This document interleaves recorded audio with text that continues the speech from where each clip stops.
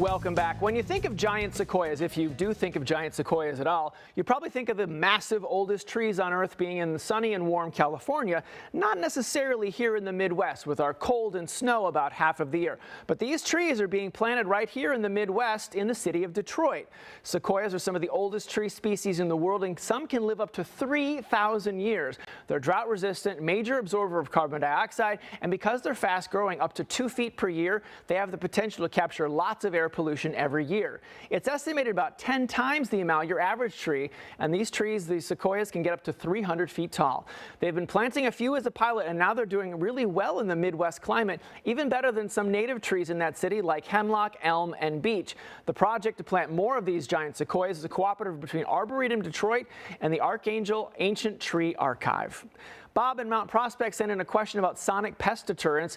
Now, they claim they emit a high-frequency sound that lots of pests just don't like, and that will keep them away from your yard, garden, and house. Well, he wants to know if they actually work. A really good question about these, even if they're solar-powered or regular-powered. But the pest deterrents, I have not tried many of them myself. Everything I've read on the subject is that even the ones that do work, unfortunately, only work for a very short period of time. Many pests will disregard an annoying sound, or an annoying smell for that matter, when they experience an even stronger motivator, and that motivator would be hunger. So lots of those pests will return to the scene if they're hungry enough when they get used to that annoying sound that is just beyond our ears' reach.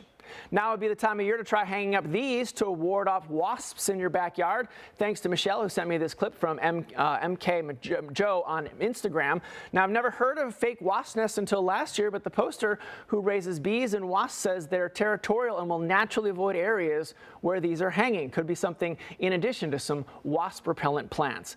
Coming up next week, as the last one of the month, we'll be checking in our year-long poinsettia project as we shift further into spring mode, and invasive garlic mustard, something to watch out for this time of the year. We'll talk about that and when the best time to get at that garlic mustard coming up next week. If you've got any gardening questions, I want to hear from them. Email me here at the station, tjoyce@wgntv.com. Send me pics of your problem plants and let me know where you live. Up next, our top stories.